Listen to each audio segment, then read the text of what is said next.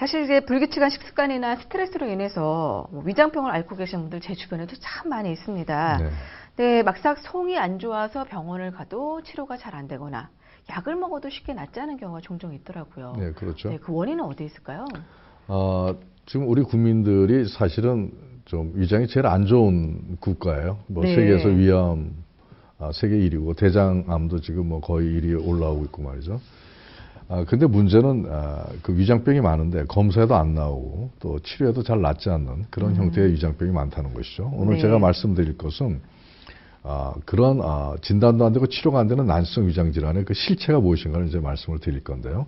우리 위장병 환자들이 호소하는 가장 고통스러워하면서도 낫지 않는 그런 증상 몇 가지가 있어요. 분류가. 네, 어떤 그거를 한번 좀 저희가 증상들이죠? 살펴볼게요. 그림으로요.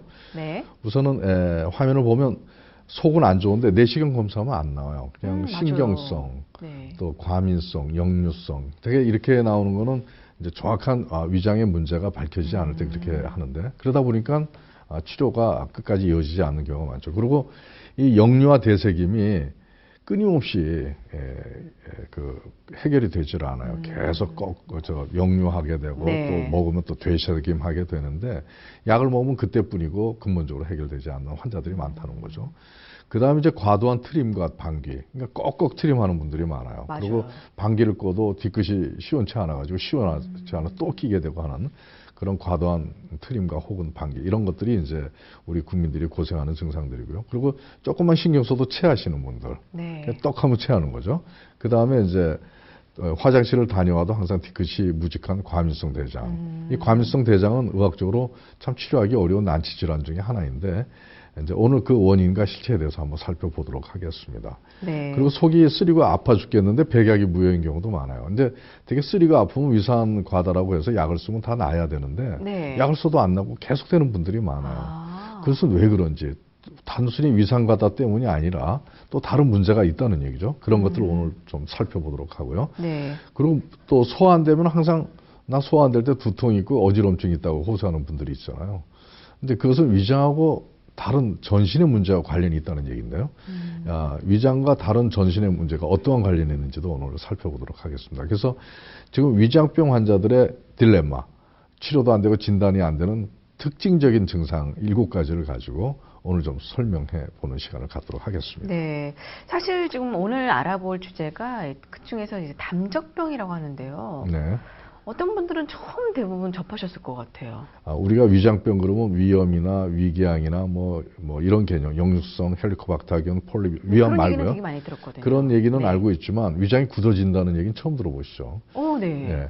사실 우리가 간장이 굳어지면 간경화라고 얘기하지 않습니까? 그렇죠. 간이 굳어지듯이 위장도 굳어질 수 있다는 얘기입니다. 일단 위장이 굳어지게 되면 움직이질 않죠.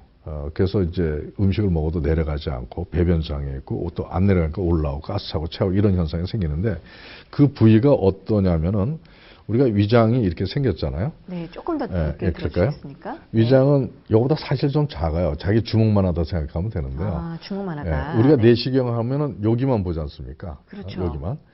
여기는 못 보죠. 외벽 여기는요. 어. 위장은 이렇게 두께가 한 3에서 8mm 정도의 두께를 가지고 있고 네. 5개 층으로 돼 있어요. 네.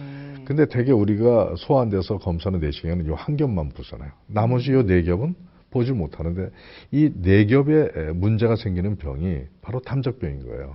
그래서 이제 위장 점막 외벽에 우리가 그동안 알지 못했던 곳에 손상이 있는 것이 바로 아까 얘기했던 7가지. 여기에 병이 있으니까 내시경에 나오지 않죠. 네. 그 7가지 호소를 하는 그런 어려운 난치 질환 위장의 실체가 여기 있다. 이렇게 말씀을 드릴 수가 있습니다. 그래서 네. 위장 외벽이 굳어지면서 여러 가지 손상이 오는 것을 우리는 이제 담적병이라 이렇게 이름을 붙였죠. 위가 딱딱하게 굳어지는 것은 좀 식습관하고 좀 밀접하게 연관이 되어 있는 것이 아닌가라는 생각이 드는데요. 어떻습니까? 네, 맞습니다. 아주 정확하게 말씀을 해주셨는데 왜 굳느냐라고 하는 것에 대한 이유를 저희가 발견한 지 11년이 됐는데요. 네. 연구를 해보니까 가장 큰 것이 이제 스트레스도 아니고 물론 스트레스도 이제 관련이 됩니다만은 네. 그릇된 식습관이다 이렇게 결론을 내릴 수가 있었습니다. 되게 저희가 위장이 굳어졌다 그러면 환자들이 아니 위장이 왜 굳어져요? 그리고 위장 외벽이 왜 망가져요? 이런 질문을 이제 하곤 하죠. 네. 근데 위장 외벽이 손상되면서 굳어지는 병의 과정을 한번 그림을 통해서 살펴보도록 하죠. 위장 점막에는 저게 위장 점막입니다. 점막에는 네. 저렇게 문이 있어요. 문이 있다는 거 처음 들어보셨죠? 저렇게 네. 열렸다 닫혔다 합니다. 게이트가 있는데 우리가 음식을 먹은 게 다 분해돼서 좋으면 저렇게 열리고 음식 먹은 것 중에 독소가 있고 분해가 안 돼 부패한 것들이 있으면 딱 닫아요. 스며들면 안 되니까요. 네, 지금 음식이 근데 들어오네요. 지금 음식이 들어오는데 전혀 네. 쉽지 않았네요. 저렇게 쉽지 않으니까 음식이 들어가서 다 분해가 되질 않아요. 그래서 찌꺼기가 생기는데 그 찌꺼기들이 저렇게 부패하는 겁니다. 우리 한의학에서는 그것을 담이라고 얘기합니다. 저게 담 네. 독소인데요. 아까 그 담 독소가 문을 깨요. 문을 손상시켜가지고 외벽으로 저렇게 스며드는 겁니다. 저렇게 스며들면서 위장 외벽이 담으로, 썩은 담으로 저렇게 손상이 오고 딱딱하게 굳어지기 시작하는 것이죠. 그래서 이제는 점막이 아니라 저렇게 외벽이 저렇게 담 독소라고 하는 더러운 그런 부패 독소로 저렇게 손상이 오는 것을 이제 담적병이다 이렇게 얘기할 수 있습니다. 그렇군요. 자, 그렇다면 담적병 환자의 공통된 증상도 좀 설명해 주시겠습니까? 담적병 환자의 특징적인 증상은 위장이 굳어지기, 위화장이 굳어지니까 위장에 소화기 증상이 나타나는 것이 하나가 있고요. 네. 위장 외벽에 껴있는 담 독소가 전신을 이제 파급이 되면서 전신 문제를 유발해서 네. 나타나는 경우가 크게 있는데 그렇게 두 가지가 있군요. 그림을 보게 되면요. 저렇게 이렇게 꽉 막혀요, 가슴이. 그러니까 목에 이물감이라든가 가슴이 꽉 막혀서 안 내려간다. 답답하다. 네, 꼭 답답하다. 협심증인지라는데 협심증이 예. 아니라 위하고 장, 식도가 굳어져서 안 내려가서 답답한 거고요. 그 다음에 이제 항상 더부룩하고 팽만, 임신배처럼 이렇게 더부룩해지는 것이 있고요. 그 다음에 그 두통이 생기는 전신 증상이 있습니다. 네. 이제 그 다음으로 이제 이렇게 어지러움.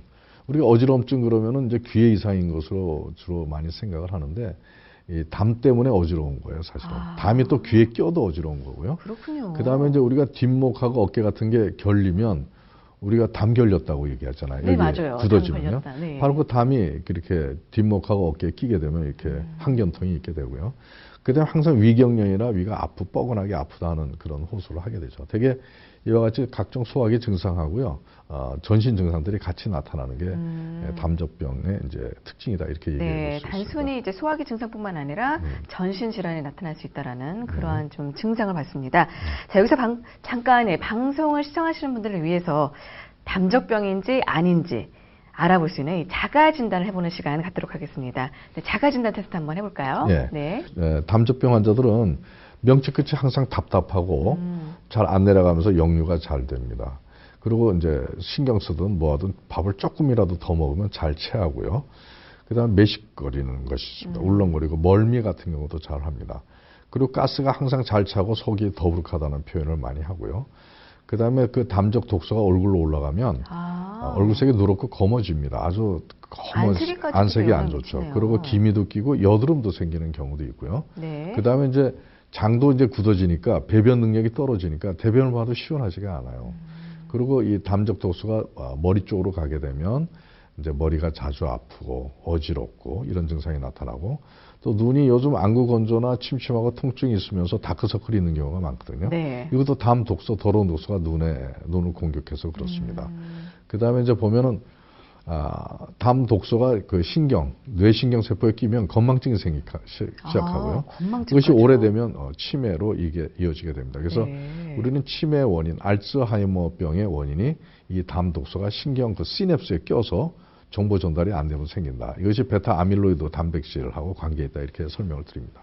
그리고 담독소는 위장에 있는 담독소는 너무나 썩은 기운이기 때문에 입냄새가 아주 심합니다. 그래서 치과적인 특별한 이유 없이 냄새 나는 분들은 이건 담독소 때문에 그렇다 이렇게 설명할 수가 있고요. 그다음에 뒷목이 뻣뻣해지면서 어깨에 담이 결리고 그리고 이제 항상 피곤합니다. 몸에 나쁜 기운들이 독소 기운이 많으니까 그렇고요. 또 여성의 경우에는 그 담독소가 자궁으로 내려가는 경우가 있어요. 그러면 그 냉 자체가 담이에요.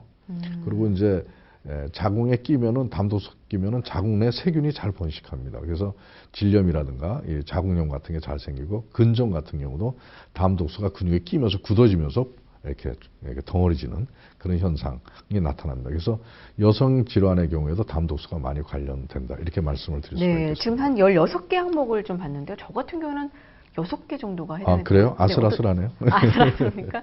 몇 개 이상이면 좀 정말 심각하게 좀 알아봐야 될까요? 저희는 한 5개에서 10개 정도 된다면은 그렇게 심한 건 아니지만서도 그렇고 대개 한 7, 8개 이상 되면은 담적병에 걸려 있다 이렇게 진단을 하게 됩니다. 네. 아무래도 조금 7, 8개 이상이신 분들은 아무래도 좀 병원을 찾으셔야겠네요. 네. 병원에 가서 진단을 받아야 될 텐데, 자, 그렇다면 실제로 어떤 검사들로 담적병인지 아닌지 네, 구분할 수 있을까요?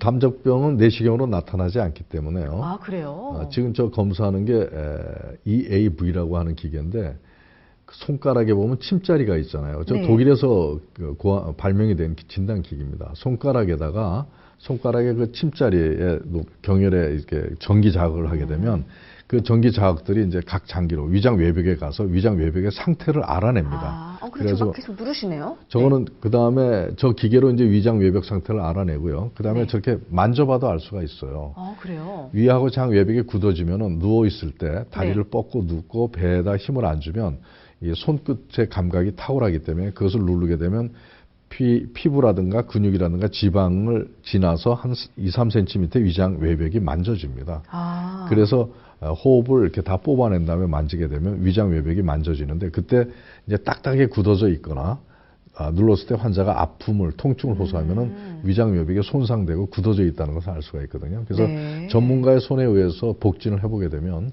담적 상태를 알아낼 수가 있겠습니다. 그렇군요. 어떤 치료법들이 있습니까?